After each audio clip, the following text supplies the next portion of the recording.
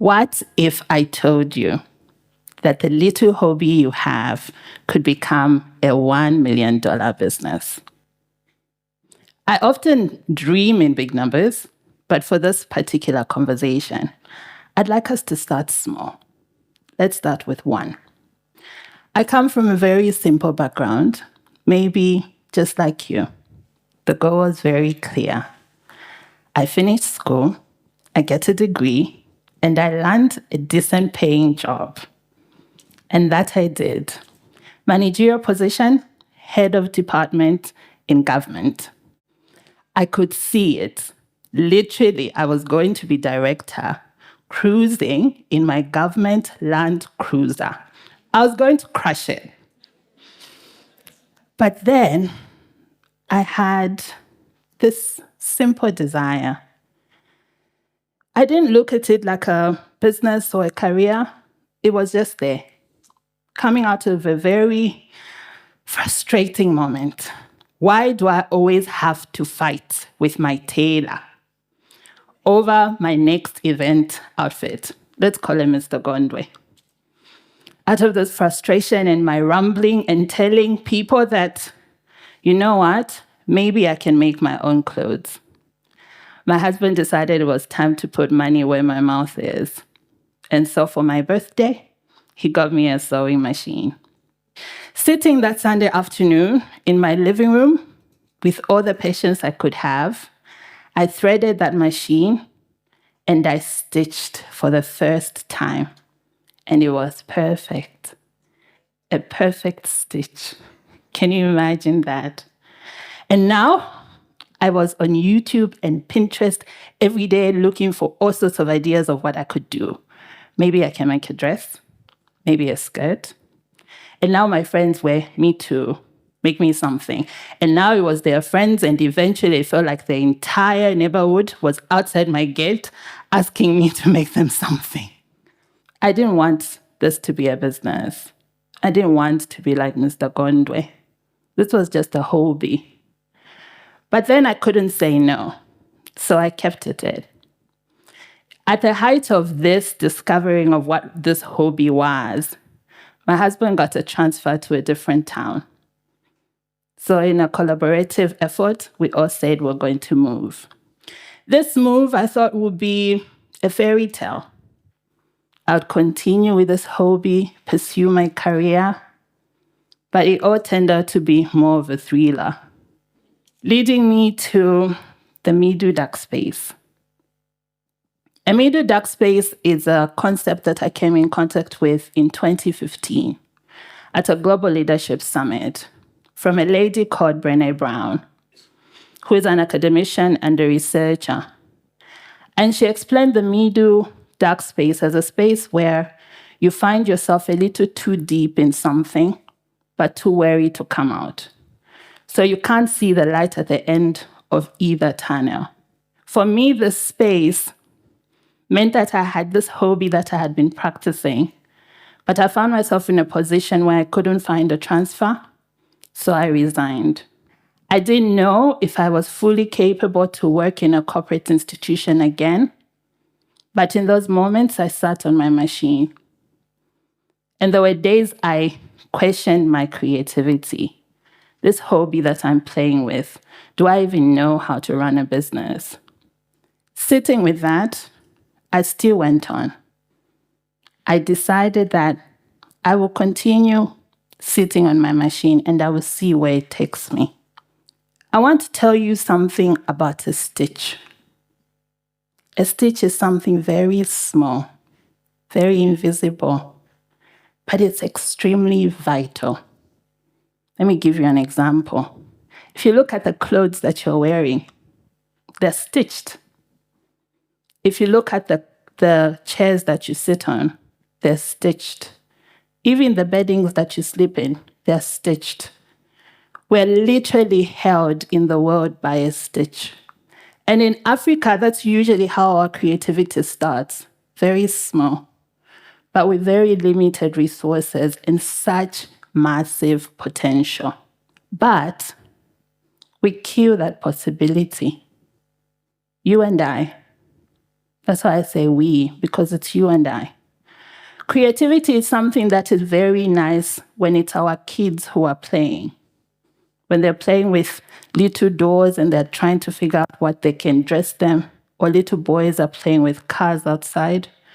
But when adult responsibility starts to creep in, we start to shun it. When my relatives had found out that I had left my job, my uncle traveled across the country to sit me down. And he said, "You have a degree and you have a pensionable job, and you're going to risk that?" Another relative came to me and said, "You're going to go back to Ministry of Health and you're going to get that letter back. And you're going to tell them that you made a bad decision. How are you going to leave a job? You are a woman. Men leave. And you have children.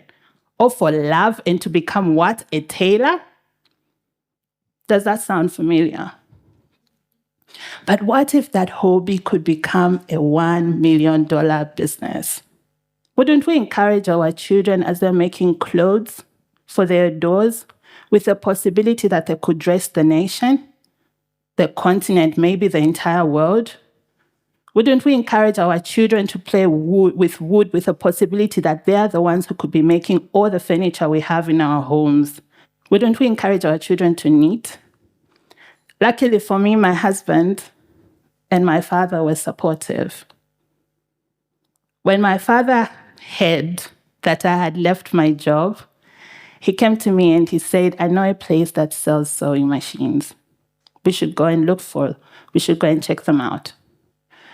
My husband, although uncertain in this new normal, he said, "Let's see how far this perfect stitch takes us." But that support didn't mean freedom to do anything as I pleased. It meant responsibility. It meant that now I had to step into this world of being a business person. And for me, that meant answering certain questions. Questions that people ask me today, even as they're considering starting their own businesses. How can I start a business with what I have? I went into a space where I asked myself, what is it that I need to learn? It was no longer about sewing, it was about solving and building. Solving tangible problems and building tangible businesses. I had to ask myself, what are the knowledge gaps that I have? And most importantly, what are the tools that real entrepreneurs have that I needed to have for myself? And so what did I do? I went to learn. I found mentors.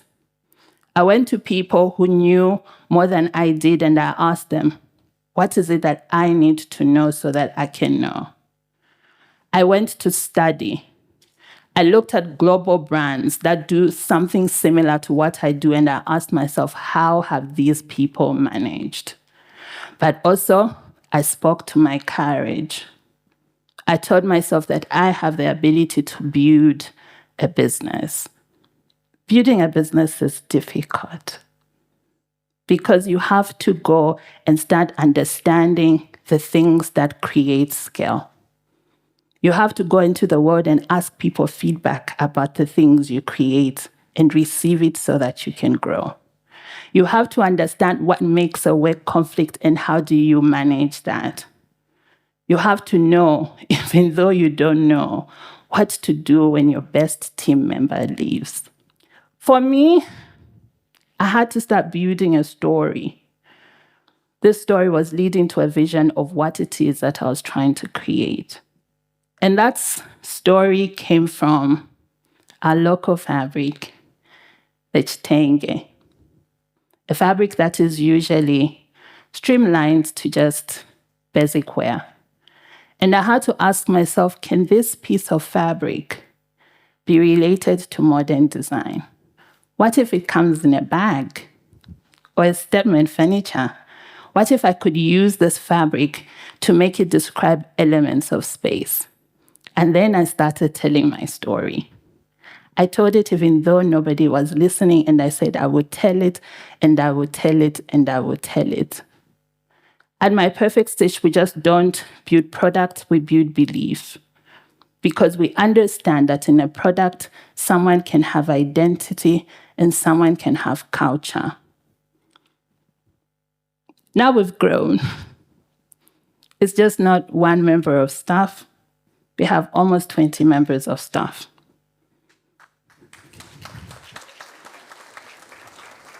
We're just not producing one bag. We produce thousands of bags to the best conferences and biggest companies in this country. We just don't make one piece of furniture anymore. We design some of the best banks and international organizations in this country. But that just didn't come overnight. It came with days when I doubted my vision and I asked myself, do I even know what I'm doing? But I kept learning. What if that hobby that you have could become a $1 million business? I want us to do a small exercise. I want you to get a piece of paper and pen if you have, or your phone, some that you can use to just write something or type something down. I want you to write this down. $1 million. 1,000,000. Don't forget the sign.